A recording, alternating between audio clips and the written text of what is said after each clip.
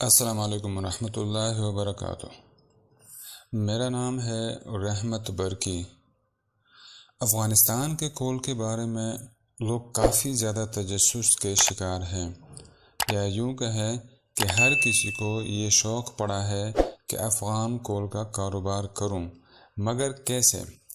ظاہر سی بات ہے، نئے کام کو شروع کرنے کے لیے معلومات کی ضرورت تو ہوتی ہے، اور افغان کول کے بارے میں معلومات لینا تھوڑا مشکل بھی ہے، البتہ ناممکن نہیں۔ ان تمام بھائیوں کے لیے میں جو معلومات فراہم کر رہا ہوں، انشاءاللہ پھر کسی اور سے معلومات لینے کی ضرورت نہیں پڑے گی۔ البتہ یہ تھوڑی سی لمبی ویڈیو ہے۔ بہرحال اگر آپ کو کول کا کاروبار کرنا ہے تو جو معلومات اس ویڈیو میں ہے وہ آپ بہت وقت لگا کر بھی حاصل نہیں کر سکتے۔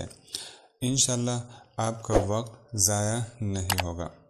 آگے بڑھنے سے پہلے ویڈیو کو جتنا ہو سکے اپنے دوستوں کے ساتھ شیئر ضرور کریں، اور چینل کو بھی سبسکرائب کریں تاکہ آئندہ بھی اگر میں کوئی ویڈیو اپلوڈ کرتا ہوں تو آپ کو اس کا نوٹیفیکیشن مل جائے۔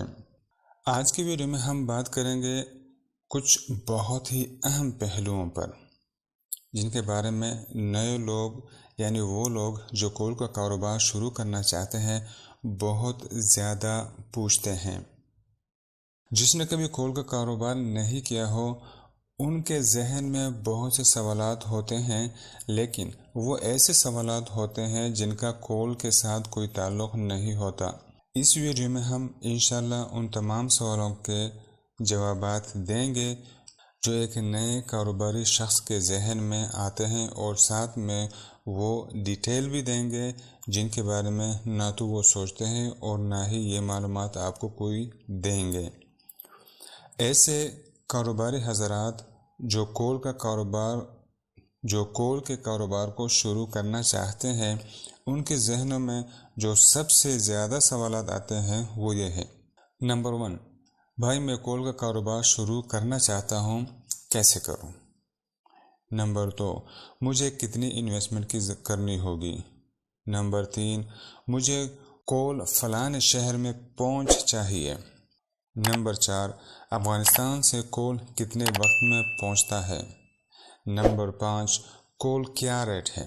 یہ سوال سب سے زیادہ پوچھا جاتا ہے۔ جیسے ہی رابطہ ہوتا ہے وہ سب سے پہلی بات یہ کرتا ہے کہ کول کے کیا ریٹ ہے، یہ جانے بغیر کہ مجھے اور معلومات چاہیے یا نہیں، سب سے پہلا سوال کول کا کیا ریٹ ہے۔ انشاءاللہ اس کا تسلی بخش جواب دوں گا۔ نمبر 6، چھٹا جو سوال کیا جاتا ہے، میں پاکستان میں ہوں اور کول افغانستان میں ہے، افغانستان والے ایڈوانس پیمنٹ مانگتے ہیں، میں ان پر کیسے اعتماد کروں؟ نمبر 7، پاکستان میں مال کس کو دوں؟ نمبر 8، فیکٹریوں کو مال کیسے دیا جاتا ہے؟ نمبر 9، کول کے کام میں کتنا پروفٹ ہے؟ نمبر 10، کول کے ٹوٹل اخراجات کتنے ہیں؟ نمبر 11، اگر میں سیمنٹ فیکٹری کو مال دیتا ہوں تو کیا طریقہ کار ہوگا؟ نمبر 12، سیلز ٹیکس کیسے واپس ملتا ہے؟ نمبر 13، اگر میں افغانستان میں مال خریدتا ہوں تو اس بات کی کیا گارنٹی ہے کہ جو مال میں نے خریدا تھا وہی مجھے پاکستان میں ملے گا؟ 14واں سوال، کیا میں بغیر پیسوں کے کول کا کاروبار کر سکتا ہوں؟ یہ وہ سوالات ہیں جو بہت زیادہ پوچھے جاتے ہیں، تو اب انشاءاللہ میں ہر سوال کا جواب دوں گا۔ سب سے پہلا سوال جو تھا کہ میں کول کا کاروبار شروع کرنا چاہتا ہوں، کیسے کروں؟ دیکھیں، اس سوال کا سمپل سا جواب ہے، بلکہ ہر نئے کاروبار کو شروع کرنے کے لیے یہی جواب ہے کہ جب آپ کوئی نیا کاروبار شروع کرنا چاہتے ہیں تو آپ کے پاس اس کاروبار کے بارے میں اچھی معلومات ہونی چاہیے، اگر وہ اور اس کو چھوٹے لیول سے شروع کریں۔ اگرچہ آپ اس میں زیادہ انویسٹمنٹ کر سکتے ہو، پھر بھی اسے چھوٹے لیول سے شروع کریں۔ اس کا فائدہ یہ ہوگا، اگر خدا نخواستہ اس میں نقصان ہوتا ہے تو آپ کے لیے قابل برداشت ہوگا۔ دوسرا یہ کہ آپ اس کاروبار کے اتار چڑھاؤ سے واقف ہو جائیں گے، پھر اسے بڑے لیول پر بھی کر سکو گے۔ دوسرا سوال، مجھے کتنی انویسٹمنٹ کرنی ہوگی؟ دیکھیں، نئے کاروبار میں آپ جتنی انویسٹمنٹ کر سکتے ہیں شروع میں اپنی ساری انویسٹمنٹ کے 25% یا زیادہ سے زیادہ 50% تک کریں، 100% نہ کریں۔ ہاں، یہ بات ضرور ہے کہ اگر آپ نئے کاروبار میں 100% انویسٹمنٹ کرتے ہیں تو اس صورت میں آپ جہاں انویسٹمنٹ کرنا چاہتے ہیں ان پر آپ کو 100% اطمینان بھی ہونا چاہیے۔ مثلاً آپ کو کوئی گارنٹی دے یا کوئی آپ کے اعتماد والا بندہ ضمانت لے تو پھر کوئی مسئلہ نہیں، آپ 100% بھی انویسٹمنٹ کر سکتے ہیں۔ دوسری صورت میں آپ 100% اپنا پیسہ اس کاروبار میں نہ لگائیں۔ تیسرا سوال، مجھے کول فلاں شہر میں پہنچ چاہیے۔ اس سوال کے جواب کو ذرا دھیان سے سمجھیں، اگر سمجھ نہ آئے تو ویڈیو کو دوبارہ دیکھیں۔ ہر وہ نیا بندہ جو کول کے کاروبار کو شروع کرنا چاہتا ہے، جب بھی وہ کسی کول والے سے رابطہ کرتا ہے تو اس کا سب سے پہلا سوال یہی ہوتا ہے کہ مجھے کول فلاں شہر میں پہنچ چاہیے، یا میں فلاں سیمنٹ والی فیکٹری کو مال دوں گا، آپ مجھے وہاں مال پہنچا کے دیں۔ جو بھی کول کا کاروبار کر رہا ہو وہ کبھی بھی ایسا نہیں کرے گا۔ سمپل سی بات ہے، میں ایک مثال سے سمجھانا چاہوں گا۔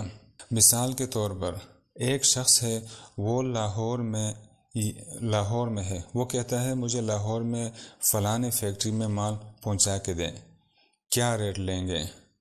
اس میں دو باتیں ہیں۔ پہلی بات یہ ہے کہ اگر وہ بندہ خود کول کو استعمال کرنے والا ہے تب تو ٹھیک ہے، اس کے ساتھ سودا ہو سکتا ہے، اس میں مال دینے والے اور مال لینے والے دونوں کو فائدہ ہو سکتا ہے۔ دوسری بات یہ ہے کہ مال وہ خرید کر پھر آگے سیل کرے گا، تب سودا نہیں ہو سکتا۔ اس کی سمپل وجہ ہے، وہ یہ کہ آپ مال جس شہر میں مانگو گے، مال دینے والا اس شہر میں ظاہر سی بات ہے اس شہر کے ریٹ پر دے گا۔ جب وہ اس شہر کے ریٹ پر دے گا تو آپ اس کو آگے کیسے سیل کرو گے؟ آپ نے تو خریدا ہی اس شہر کے مارکیٹ کے ریٹ پر ہوگا، تو اس صورت میں نہ سودا ہو سکتا ہے اور نہ ہی آپ کو کوئی مال دے گا اس ریٹ پر جس میں آپ کو کچھ پروفٹ ہو۔ تو اگر آپ کول کے کام کو کرنا چاہتے ہیں تو پھر جتنا آپ کول کے مائن کے قریب جاؤ گے اتنا زیادہ کماؤ گے۔ پچھلی ویڈیوز میں نے پوری ڈیٹیل کے ساتھ بات کی ہے، آپ ان کو دیکھ سکتے ہیں۔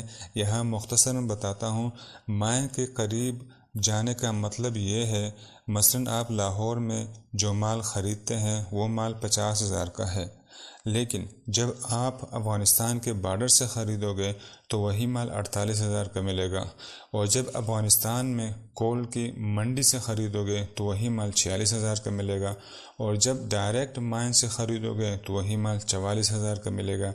یعنی جتنا آپ کول کے مائن کے قریب جاؤ گے آپ کا پروفٹ بڑھتا جائے گا۔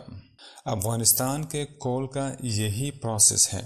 یہ میں نے مثال کے طور پر بات کی، پروفٹ ضروری نہیں کہ اتنا ہی ہو، کم زیادہ ہو سکتا ہے۔ اور اگر آپ سیمنٹ فیکٹری کو مال دینا چاہتے ہیں اور مال بھی پہنچ چاہیے، اس صورت میں بھی آپ کو کوئی مال نہیں دے گا، کیونکہ جب وہ اس فیکٹری تک مال پہنچا سکتا ہے تو پھر آپ کو کیوں دے گا؟ وہ خود ہی اس فیکٹری کو دے دے گا۔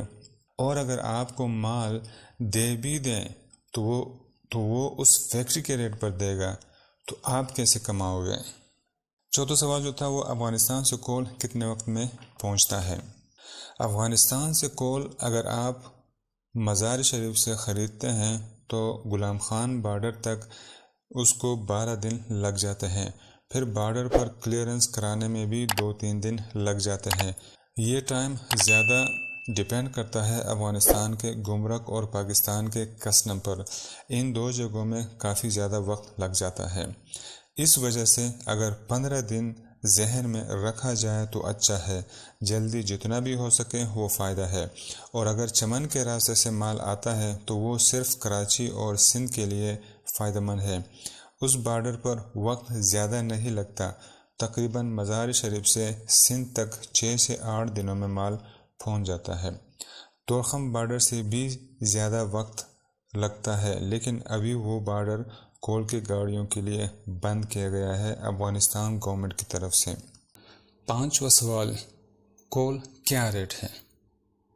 دیکھیں، ریٹ کی جو بات ہے تو کول کا ریٹ فکس نہیں ہوتا، کیونکہ مزار شریف میں کول کے ریٹ کے لیے روزانہ کی بنیاد پر بولی لگتی ہے، یعنی روزانہ ریٹ کھلتا ہے۔ اسی طرح ٹرانسپورٹیشن کے کرایہ بھی فکسڈ نہیں ہے، روزانہ اس میں اتار چڑھاؤ ہوتا ہے۔ کبھی گاڑیاں زیادہ ہو تو کرایہ کم ہوتے ہیں، اور جب گاڑیاں شارٹ ہو جاتی ہے تو کرایہ بڑھ جاتے ہیں۔ تیسری بات کرنسی کی ہے۔ اس وقت پاکستان کی کرنسی بہت گر چکی ہے، جس کی وجہ سے جب کرنسی ایکسچینج کرتے ہیں تو اس میں بہت فرق آ جاتا ہے، کیونکہ افغانستان میں ریٹ افغانی کرنسی کا ہوتا ہے۔ کول کا ریٹ جب تک سودا نہ ہوا ہو تب تک کوئی ویلیو نہیں رکھتا، کیونکہ جب آپ ریٹ لیں گے آپ کو ریٹ مل بھی جاتا ہے۔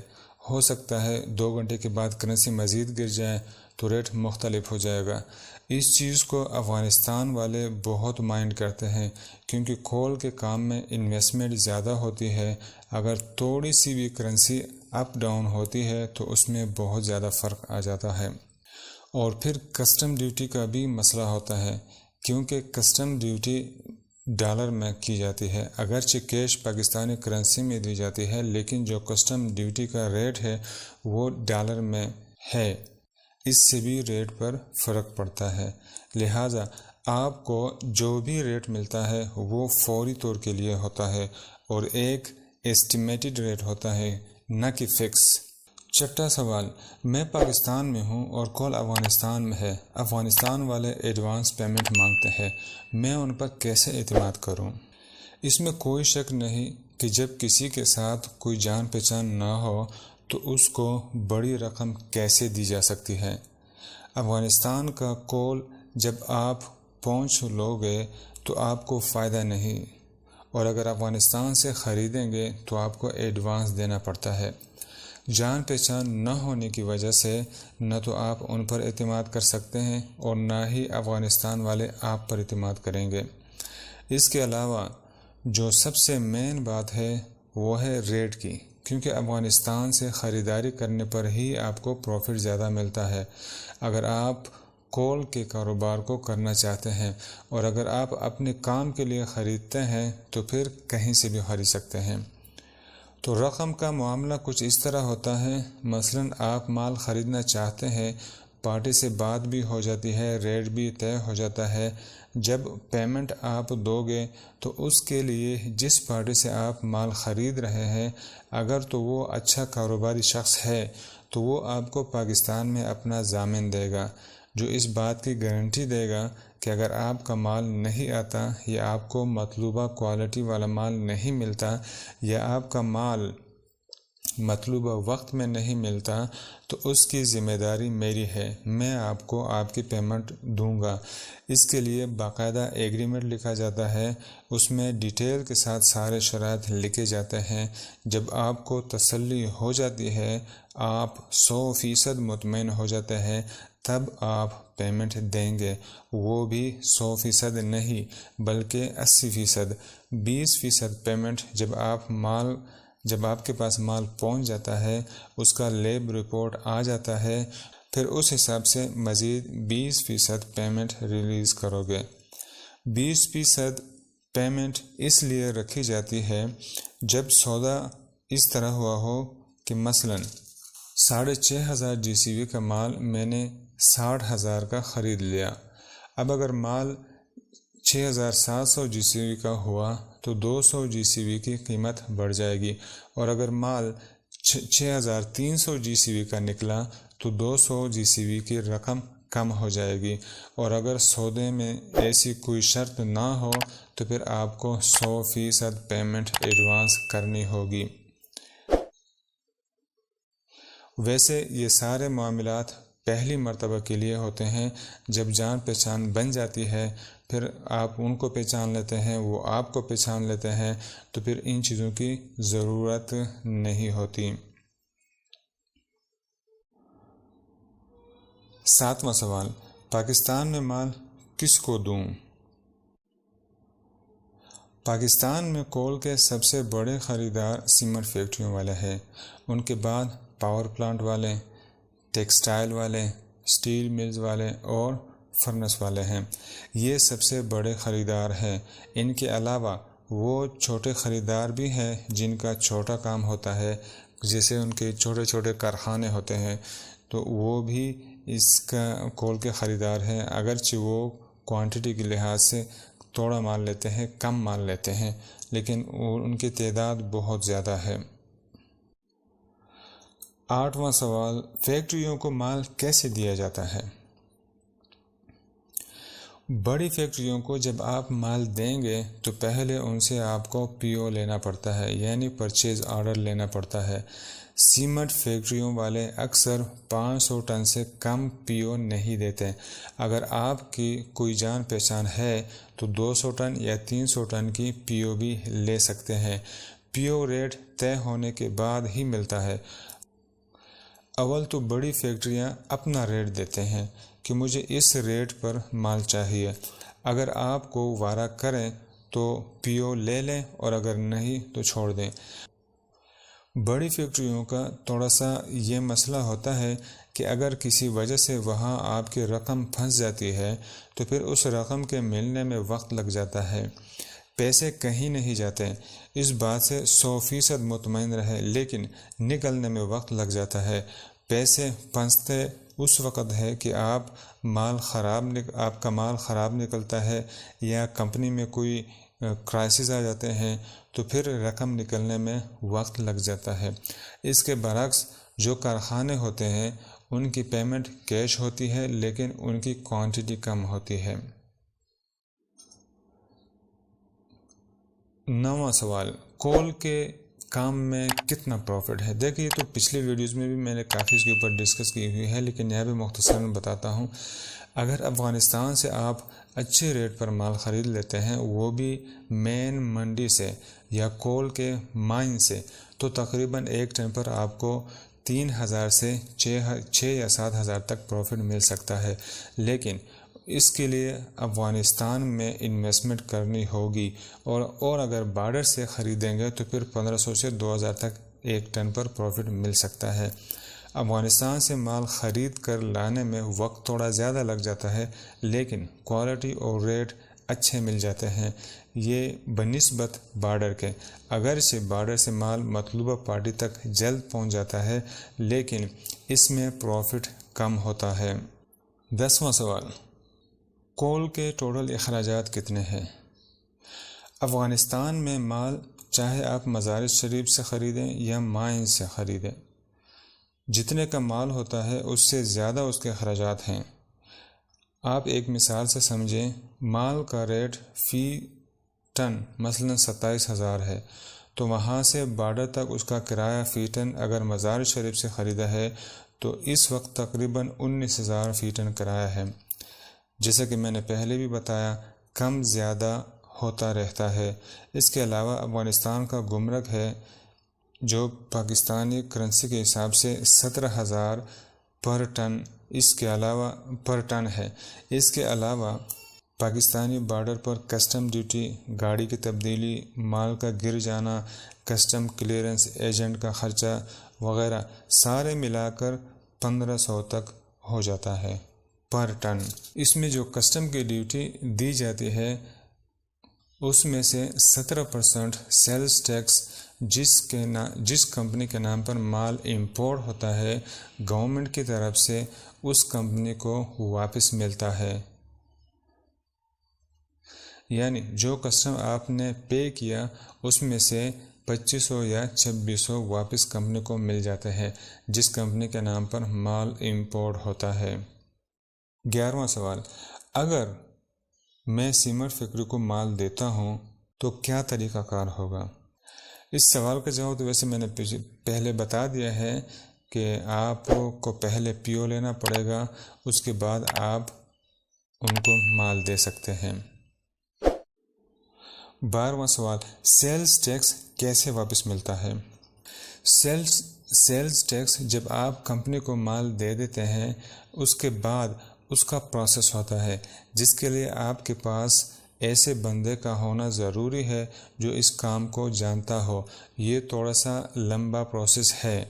ایسا بندہ جو ٹیکس کے کام کو جانتا ہو اور جو کمپنی کے جو منتھلی کاروبار ہوتا ہے، جو اس نے بزنس کیا ہوتا ہے، اس کی فائل بنانا جانتا ہو، وہ جب آپ جمع کریں گے یا ایف بی آر والوں کے پاس، تو اس کے بعد جو ہے آپ کا جو بھی ٹیکس کا فائل ہوتا ہے، جب وہ آپ سبمٹ کر لیتے ہیں تو اس کے بعد وہ ساری ڈیٹیل گورنمنٹ کے پاس چلی جاتی ہے، اور جو آپ نے مال دیا ہوتا ہے، جو کسٹم ڈیوٹی آپ نے وہاں پر اس مال کی بھری ہوتی ہے بارڈر کے اوپر، اس حساب سے پھر 17% ٹیکس آپ کو آپ کے کمپنی کے اکاؤنٹ میں ریٹرن مل جاتا ہے۔ 13واں سوال، اگر میں افغانستان میں مال خریدتا ہوں تو اس بات کی کیا گارنٹی ہے کہ جو مال میں نے خریدا تھا وہی مجھے پاکستان میں ملے گا؟ اول تو جو کاروباری لوگ ہوتے ہیں وہ اس طرح کا کام نہیں کرتے کہ آپ کو مال ایک قسم کا دکھائیں اور پھر لوڈنگ کوئی اور مال کرا دیں۔ اس طرح کا کام وہی بندہ کرتا ہے جن کا افغانستان میں کوئی ٹھکانہ نہ ہو، ویسے ہوائی مال خرید کر بیچتا ہو۔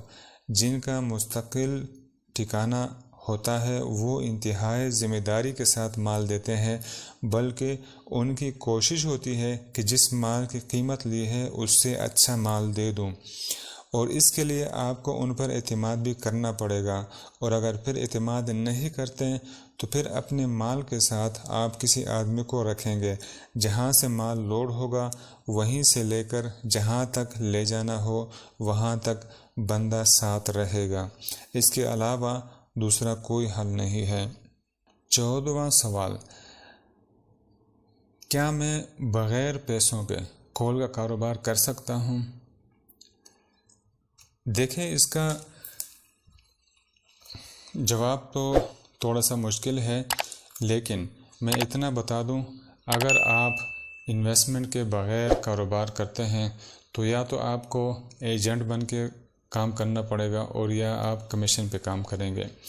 اگر آپ ایجنٹ یا کمیشن پر کام کریں گے تو اس کے لیے آپ کو بارڈروں کے اوپر، افغانستان کے 4 بارڈر ہیں، تورخم، خرلاچی اور غلام خان اور چمن، یہ 4 بارڈر ہیں۔ ان 4 بارڈروں کے اوپر آپ کی جان پہچان ہونی چاہیے، وہاں جو کلیئرنس والے ہیں ان کے ساتھ آپ کی جان پہچان ہونی چاہیے، وہاں جو بارڈر کراسنگ کراتے ہیں ان کے ساتھ آپ کی جان پہچان ہونی چاہیے، ٹرانسپورٹروں کے ساتھ ہونی چاہیے۔ اس کے بعد آپ کو افغانستان بھی جانا پڑے گا۔ جب تک آپ وہاں نہیں جائیں گے، وہاں کے کاروباری لوگوں کے ساتھ نہیں ملیں گے، وہاں کی منڈی میں آپ تعلقات نہیں بنائیں گے، اس کے بعد آپ مائنز پر جا کر مائنز والوں کے ساتھ آپ تعلقات نہیں بنائیں گے، ان کے ساتھ ڈیٹیل سے بات نہیں کریں گے، تب تک آپ ایجنٹ یا کمیشن کے طور پر کام نہیں کر سکتے۔ ایسے کافی لوگ موجود ہیں جو یہ کام کر رہے ہیں، جو طریقہ میں نے بتایا اس طریقے کے اوپر وہ کام کر رہے ہیں۔ ہاں، اگر آپ یہ کہیں کہ میں بارڈر کے اوپر بیٹھ جاؤں یا میں کسی ایک شہر میں بیٹھ کر، پاکستان کے کسی شہر میں بیٹھ کر وہاں سے اس کام کو کروں، تو ایسا بالکل بھی پاسبل نہیں ہے۔ نہ ہی آپ کے اوپر کوئی ٹرسٹ کرے گا اور نہ ہی آپ کی بات کی کوئی ویلیو ہوگی، اور نہ ہی آپ کال کے بارے میں مکمل ڈیٹیل معلوم کر سکیں گے۔ آپ کو ریٹ بھی ڈیلی بیسس پر چاہیے، آپ کو ٹرانسپورٹیشن کے ریٹ بھی ڈیلی بیسس پہ چاہیے، افغانستان کے جو کسٹم کے معاملات ہوتے ہیں وہ بھی ڈیلی بیسس پہ آپ کے پاس اس کی نالج ہونی چاہیے، معلومات ہونی چاہیے۔ افغانستان کے منڈی میں جو ریٹ کھلتے ہیں ڈیلی کے حساب سے وہ بھی آپ کو معلوم ہونی چاہیے، اور مائنز کس علاقے کے کس قسم کی کوالٹی والا مال ہے، یہ بھی مکمل آپ کو معلومات ہونی چاہیے۔ پاکستان کے ٹرانسپورٹر جو بارڈر پہ افغانستان کی گاڑی ان لوڈ ہو کر پاکستان کی گاڑی میں لوڈ ہوتی ہے، ان گاڑی والوں کے ساتھ بھی آپ کے تعلقات ہونے چاہیے۔ اس کے بعد پھر آپ یہ کام کر سکتے ہیں، ایک کمیشن کار کے طور پر یا ایک ایجنٹ کے طور پر آپ کول کے کاروبار کو کر سکتے ہیں کہ افغانستان کی پارٹی کو آپ پاکستان کی پارٹی کے ساتھ ٹچ کرا لیں اور کمیشن کے اوپر ان کو مال دلا دیں۔ پاکستان میں جو پارٹی ہوتی ہے اس کے بارے میں آپ کو مکمل ڈیٹیل اور ذمہ داریاں آپ کی ہوگی۔ افغانستان کے اندر جو پارٹی مال دینے والی ہے اس کی مکمل ذمہ داری، اس کے معلومات آپ کے پاس ہوں گے، تب جا کر آپ کسی پارٹی کو افغانستان کی پارٹی کے ساتھ ٹچ کرا سکتے ہیں یا افغانستان کی پارٹی کو پاکستان کی پارٹی کے ساتھ ٹچ کرا سکتے ہیں۔ اگر آپ ایسا نہیں کرتے تو پھر بہت ہی مشکل ہے کہ آپ اس کام کو کر سکیں۔ اگر آپ صرف بارڈر کے اوپر ہی بیٹھ کر کام کریں گے تو بارڈر سے پھر آپ صرف وہی کام کر سکیں گے جو لوگ بارڈر پہ مال لا کر سٹاک کرتے ہیں اور پھر وہاں سے سیل کرتے ہیں، ان کا مال آپ سیل کرا سکتے ہیں۔ جو اندرون افغانستان کے ریٹ ہوتے ہیں یا اندرون افغانستان کے کاروباری جو کول کے کاروبار کرنے والے ہیں ان کا مال آپ نہیں دے سکیں گے، اس کے لیے آپ کو وہاں جا کر تعلقات بنانے پڑیں گے، اس کے علاوہ دوسرا کوئی آپشن نہیں ہے۔ امید کرتا ہوں کہ کول کے کاروبار کو شروع کرنے والوں کے مائنڈ کافی حد تک کلیئر ہو گئے ہوں گے۔ پھر بھی اگر کوئی بات سمجھ نہ آئے یا کوئی سوال ہو تو اسکرین پر دیے گئے نمبر پر رابطہ کر سکتے ہیں۔ دعاؤں میں یاد رکھیے گا۔ اللہ حافظ۔